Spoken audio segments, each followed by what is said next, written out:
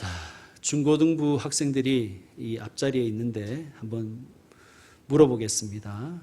국어 시간에 배웠을 거예요. 우리 성도님들도 전체에게 다 묻습니다. 글에는 주제가 어디에 위치하느냐에 따라서 두괄식 글이 있고 미괄식 글이 있고 중괄식 글이 있습니다. 자, 예를 들어서 1, 2, 3절 총 3절로 구성된 글이 있다고 가정해 봅시다. 만약에 1절의 주제가 있으면 그 글은 무엇이라고 합니까? 주관식? 두괄식. 그렇죠? 예, 제가 잘못 알아들었습니다. 3절에 만약에 하고자 하는 말이 있으면 우리는 그것을 뭐라 그러죠? 미괄식. 중간인 2절에 주제가 담겨 있으면 그 글을 우리는 중괄식 글이라고 합니다. 성경은 특이하게도 중괄식인 경우가 많습니다. 오늘 말씀은 1, 2절과 10절, 11절 사이에 어떤 이야기가 배치되어 있는 구조를 띠고 있어요. 그래서 마치 샌드위치 같습니다.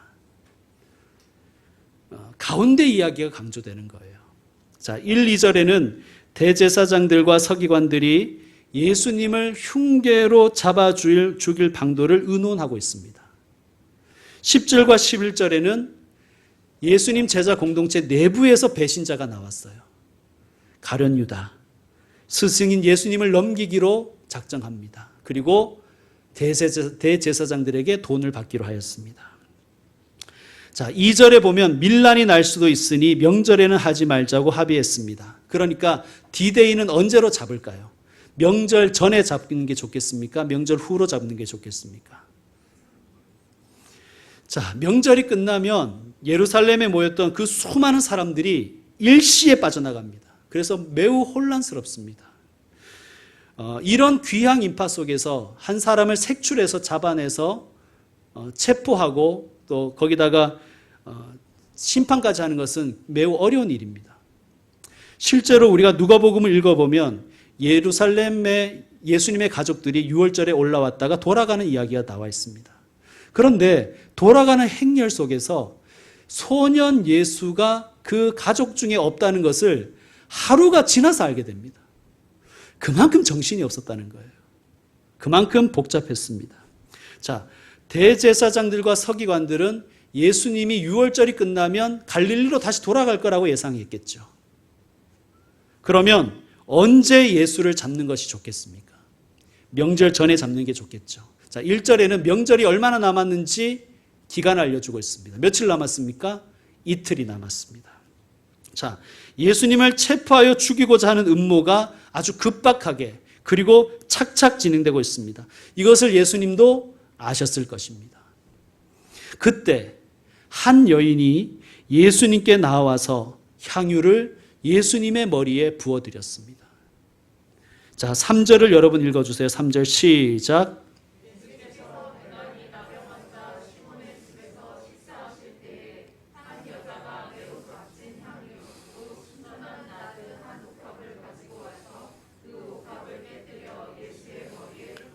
아멘. 자, 매우 값진 향유 곧 순전한 나드 한 옥합. 여기서 순전한이라는 것은 이미테이션이 아니라는 거예요. 가짜가 아니라는 뜻입니다. 진품이라는 거예요.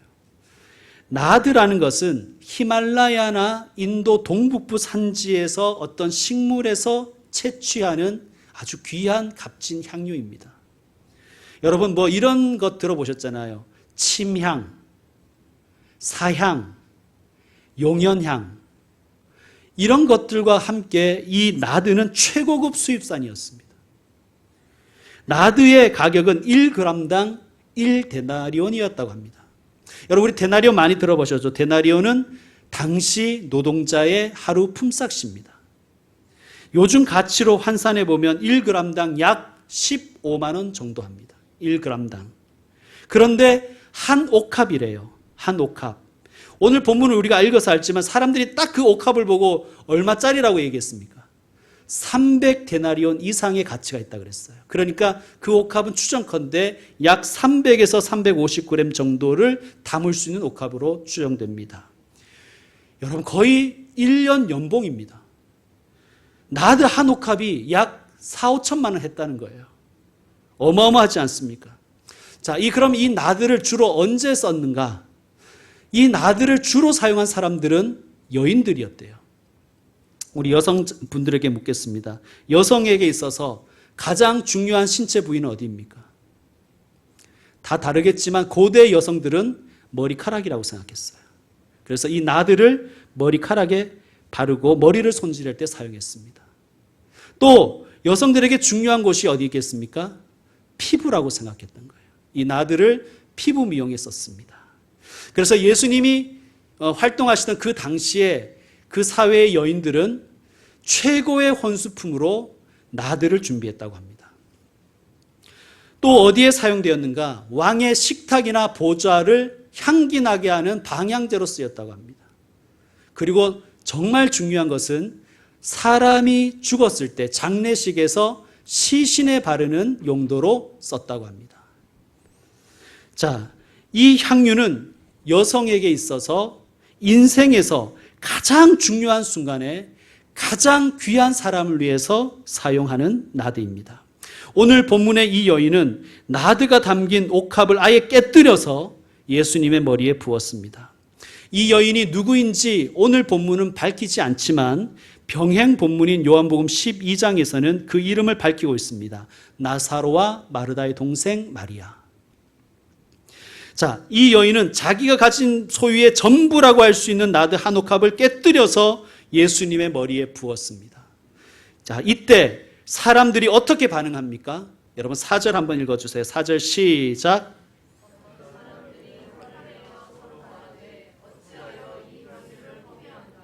화를 내죠. 어찌하여 이 향유를 허비하는가? 자, 여러분 성경에 나와 있으니까 그냥 그렇겠다 생각하지 마시고 그냥 우리 객관적으로 또 합리적으로 생각해 봅시다. 이들의 말이 맞아요, 틀려요? 솔직하게 얘기해 보세요. 이 말이 맞습니까? 틀린 말입니까? 맞는 말이죠. 낭비하지 말아야죠. 그리고 아껴서 가난한 자를 위해서 기부하는 것이 옳은 삶이잖아요. 불쌍한 사람을 구제하는 것이 더 바람직하지 않습니까?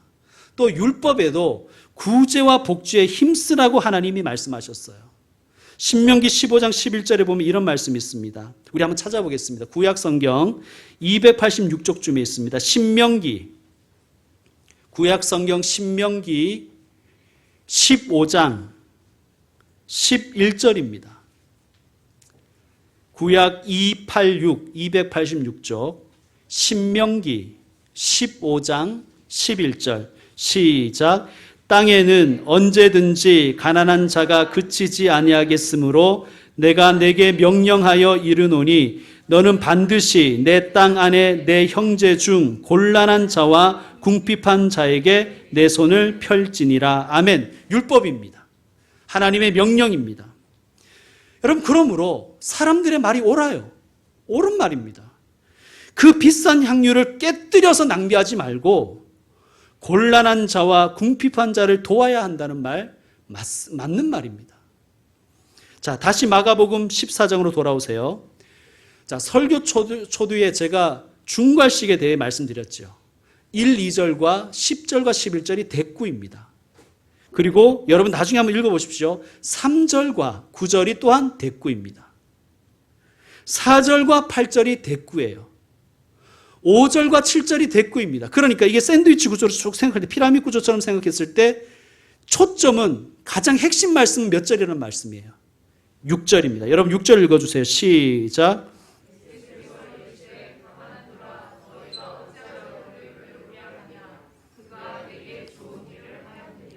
아멘. 자, 예수님이 여인에게 하신 말씀이 이 여인이 나에게 옳은 일을 했다고 하셨습니까? 좋은 일을 했다고 하셨습니까? 좋은 일을 했다는 거예요. 좋은 일을 했다는 거예요. 이 여인은 옳은 일과 좋은 일 사이에서 고민하고 있었습니다. 예수님이 말씀하신 거예요. 그가 내게 좋은 일을 했다. 여러분, 옳은 일과 좋은 일의 차이를 우리는 알고 있습니다. 이 세상의 일 중에는 옳고 그름으로 무 자르듯이 확 잘라버릴 수 있는 일이 그렇게 많지는 않습니다. 제가 목사 안수를 받고 부목사로 사역할 때의 경험입니다. 제가 그때 나이가 34살이었어요. 만 32. 하루는 퇴근하고 집에 있는데 장로님의 부인 권사님이 제게 전화를 하셨습니다. 그때는 집사님이었어요. 제가 그때 청년부를 지도하고 있었기 때문에 그 권사님은 그저 그냥 얼굴과 이름만 알고 있는 분이었습니다. 근데 그분이 제게 전화를 하셔서 다급한 목소리로 제게 상담을 요청하십니다. 그때 아마 권사님 나이가 50대 후반이나 60대 초반이었어요. 아들뻘 되는 34살 먹은 부목사에게 울면서 상담을 하는 거예요. 지금 내용은 제가 기억이 나지 않는데 주로 남편 장로님에 대한 욕이었습니다. 울면서 자기가 받은 고통에 대해서 얘기하는 거예요. 그러면서 목사님 어떻게 좀 해주세요. 목사님 어떻게 해야 돼요? 막 제게 얘기하는 거예요.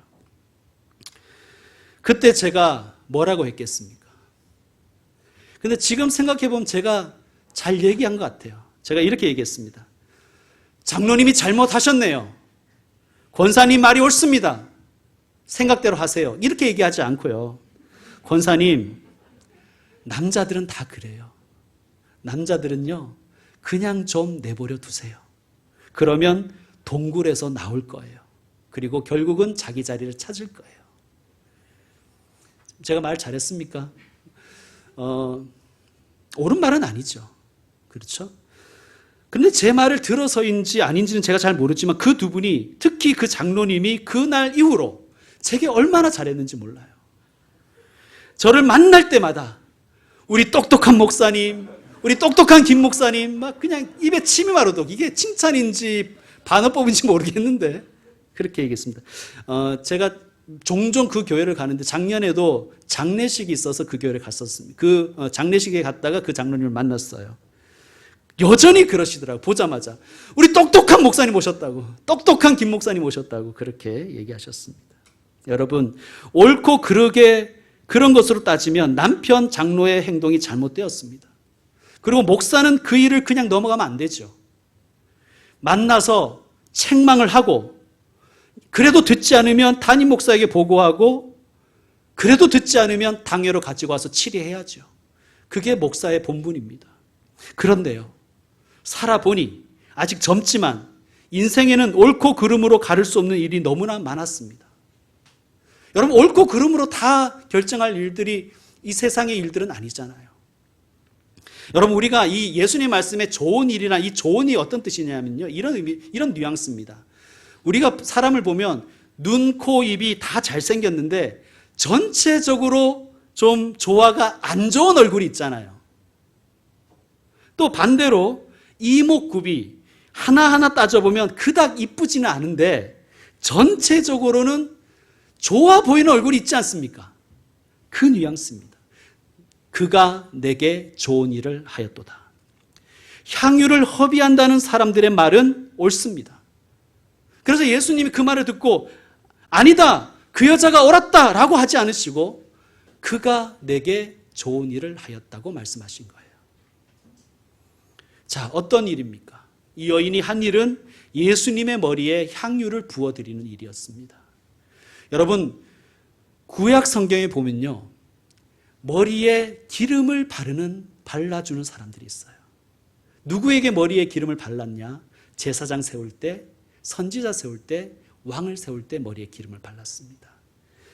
이 제사장과 왕과 선지자들이 이거 합친 단어가 뭐냐 하면 메시아예요. 기름 부음을 받은 자, 그리스도라는 뜻입니다. 그러니까 예수님은 선지자요, 왕이요, 제사장인 겁니다. 우리에게 있어서. 그러니까 이 여인이 예수님의 머리에 향유를 부었다는 것은 이 여인의 신앙 고백이었습니다. 당신은 나의 메시아이십니다. 주는 나의 그리스도이십니다. 또 언제 기름을 머리에 바르는가? 손님이 왔을 때 주인이 환대의 의미로 머리에 향유를 발라주었습니다. 그러니까 지금 이 여인은 예수님을 환영하는 거예요. 예수님을 환대하고 존경의 표로서 머리에 기름을 부은 것입니다. 또 오늘 본문의 병행 본문인 요한복음 12장을 읽어보면 이 여인은 향유를 예수님께 부은 후에 자기의 머리를 풀어서 머리털로 예수님의 발을 닦았다고 되어 있습니다. 여러분, 여인은 언제 머리를 풀까요? 성경에 의하면, 구약 성경에 의하면 여인들이 회개할 때 머리를 풉니다. 무슨 뜻입니까? 이 여인은 지금 예수님 앞에 회개하고 있는 거예요. 그리고 자기의 죄를 용서해 주신 것에 대해서 감사하고 있는 것입니다. 자, 종합해 봅시다. 이 여인이 예수님께 한 좋은 일, 예수님께 머리에 향유를 부은 이 행동은 당신은 나의 왕이십니다. 당신은 나의 구주이십니다. 당신은 나의 목자이시요 나의 스승입니다. 나의 메시아이십니다. 예수님, 당신을 환영합니다. 당신을 영접합니다. 그리고 당신을 사랑합니다. 그리고 존경합니다. 주님, 나는 죄인입니다. 나의 죄를 용서하시고 씻어주시니 감사합니다. 지금 이 여인의 이것이 뭡니까? 우리가 하고 있는 예배입니다. 예배입니다. 예수님이 말씀하신 그가 내게 좋은 일을 하였다는 것은 이 여인의 예배를 가리키는 거예요. 또 하나, 향유는 언제 썼는가? 장례식에서 사용했다고 말씀드렸죠. 지금 예수님이 뭐라고 말씀하십니까? 8절 말씀 읽어주세요. 시작.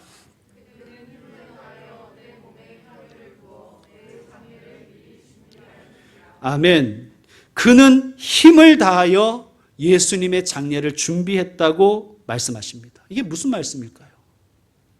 자, 예수님은 우리가 이제 마가복음을 쭉 읽어와서 기억나시겠지만 예수님은 여러 번 자신의 죽음에 대해서 말씀하셨습니다. 제자들에게, 그리고 사람들에게.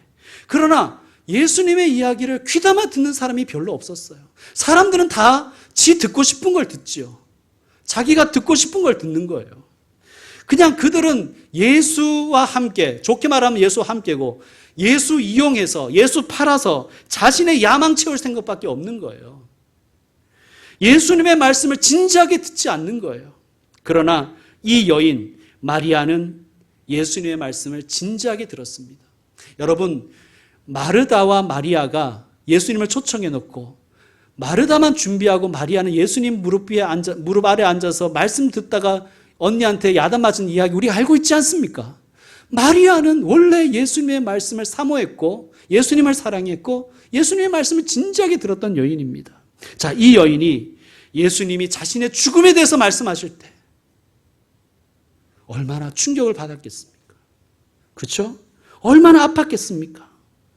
예수님이 나 같은 죄인 위해서 죽으신다니, 예수님이 나와 같은 죄인 구원하시기 위해서 죽으신다니 너무 감사하기도 하지만 너무 아픈 거예요.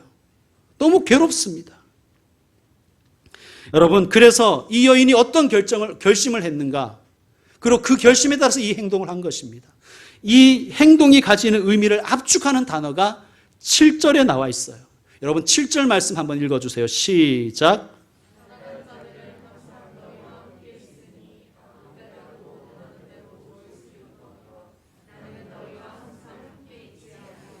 아멘. 자, 이 여인의 행동, 예수님의 머리에 향유를 붓는 이 행동을 의미하는 단 한 단어를 7절에서 찾으면 어떤 단어겠습니까?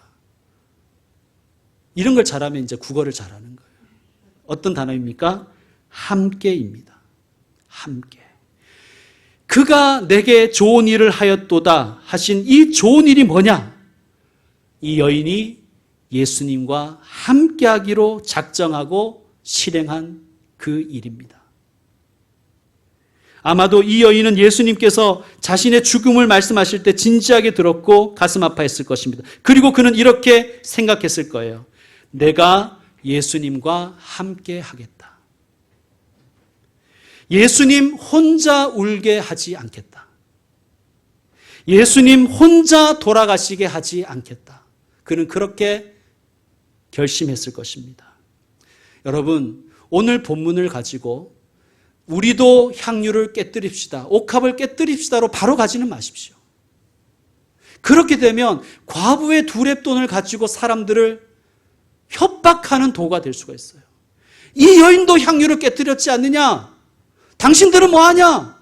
당신들의 옥합을 깨뜨려라. 이래 되면 종교적 협박이 될 수밖에 없는 거예요. 여러분, 향유 옥합, 3천만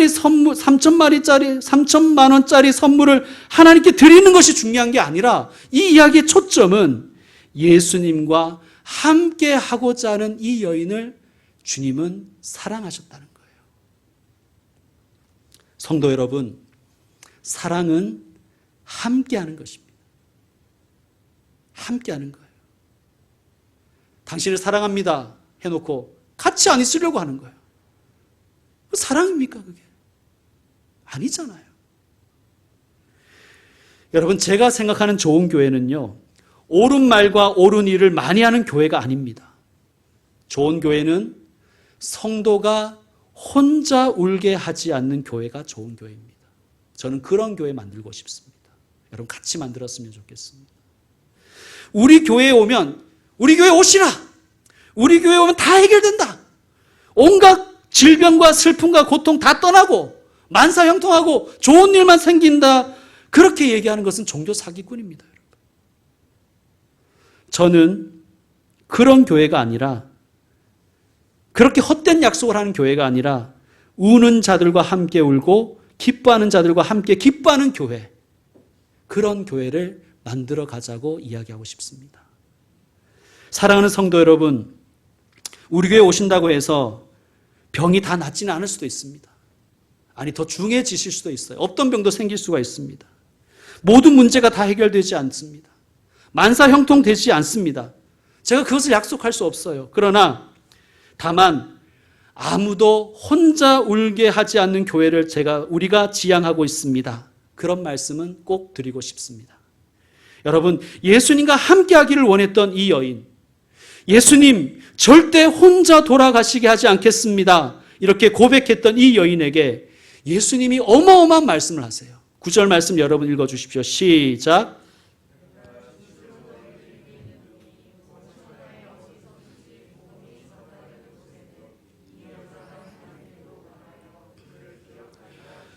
아멘. 여러분, 예수님께 향유를 부은 이 여인의 이야기는 놀랍게도요, 사복음서 전체에 다 나와 있습니다. 복음이 전파되는 곳은 어디예요? 교회죠. 교회. 세계 모든 교회에서 이 여자가 행한 일은 뭐예요? 예배입니다. 예배. 향유를 머리에 부어드린 이것은 예수님과 함께하고자 하는 이 예배, 이 신앙 고백을 사람들이 말하고 기억하리라는 거예요. 3천만 원짜리 선물 드렸다를 기억하는 게 아니라 이 여인은 바른 신앙 고백 드렸고 예수님과 함께하고자 하는 참된 예배를 드렸다고 우리는 기억해야 합니다. 예수님과 함께하기, 그게 예배예요. 그래서 오늘 이렇게 나와서 드리는 예배도 예배지만 진짜 예배는 뭘까요? 삶의 자리에서 예수님과 함께하는 것이 예수님 진정 원하시는 살아있는 예배입니다. 자, 예수님께 향유 옥합을 깨뜨릴 수 있었던 것은 예수님을 사랑했기 때문이에요. 나들 한 옥합의 가치보다 예수님을 더 사랑했기에, 그리고 예수님과 함께하는 그 시간이, 이제 얼마 남지 않은 그 시간이 소중했기에 그녀는 옥합을 깨뜨릴 수가 있었던 거예요. 옥합을 깨뜨리시다로 먼저 가시면 안 됩니다. 그러면 신앙은 폭력이 되는 거예요. 예수님과 함께하리라. 예수님을 홀로 두지 않으리라. 예수님의 몸인 교회가 홀로 울게 하지 않으리라. 이 결심을 하시는 저와 여러분 되셨으면 좋겠습니다. 한번 따라 합시다. 예수님 홀로 두지 않으리라. 교회를 홀로 두지 않으리라. 여러분, 이 마음을 품고 한 주간을 사셨으면 좋겠습니다. 그것이 예배가 아니겠습니까? 그게 기도입니다. 그게 찬양이요, 그게 신앙 고백이고, 그게 전도고, 그게 선교인 줄로 믿습니다. 이제 말씀 마무리하겠습니다. 제가 이번 주에 넷플릭스로 천문이라는 영화를 봤습니다. 보셨습니까? 세종대왕과 노비 출신 과학자 장영실의 우정의 이야기도 담겨 있었습니다. 세종은 독자적인 천문 관측으로 명나라의 절기가 아닌 조선에 맞는 절기를 알아낸 것을 너무 기뻐하며 장영실에게 이런 말을 합니다. 영실아, 내가 너에게 상을 하나 내려야 되겠다. 소원이 있으면 어디 한번 말해보거라. 장영실이 대답합니다. 제 소원은 항상 전하 곁에 있는 것입니다. 세종은 껄껄 웃으며 그것은 네가 나에게 주는 상 같구나 라고 화답합니다. 여러분, 두 사람이 참 아름답지 않습니까? 두 사람은 함께 있기를 원했습니다. 그것이면 충분했다고 생각했습니다. 여러분, 이것이 친구입니다. 신분과 상관없이 함께 있는 것 자체로 기뻐하는 것이 친구입니다. 예수님은 놀랍게도 우리를 친구라고 불러주셨어요. 무슨 뜻일까요? 예수님은 우리와 함께 하기를 원하십니다. 예수님이 원하시는 것은 내게 있는 향유 옥합이 아니에요. 예수님을 이상한 분으로 만들지 마십시오. 예수님을 마치 욕심꾸러기로 만들지 마십시오. 예수님이 우리에게 있는 것은 내 주머니에 있는 알량한 돈주머니가 아닙니다. 예수님은 나와 함께 하기를 원하십니다. 여러분, 혹시 예수님의 또 다른 이름 하나를 알고 계십니까? 마태복음에 보면요, 그 이름이 소개되어 있어요. 무엇입니까? 임마누엘. 무슨 뜻이에요? 하나님이 우리와 함께 계시길 원하신다는 뜻이에요. 그래서 예수님이 오신 거예요. 우리와 함께 하고 싶어서. 그리고 오늘 저와 여러분 각 사람에게 이렇게 말씀하실 것입니다. 함께 하자, 친구야. 여러분, 어떻게 응답하시겠습니까? 이젠 우리가 응답해야 됩니까? 우리가 응답해야 됩니다. 어떻게 응답하셔야 돼요? 이번 한 주간 살면서 주님과 함께 하고자 노력하고 시도해보고 애쓰는 삶의 예배자가 되십시오. 그러면 주님 분명히 우리에게 칭찬하실 것입니다. 너가 내게 좋은 일을 했구나. 기도하겠습니다.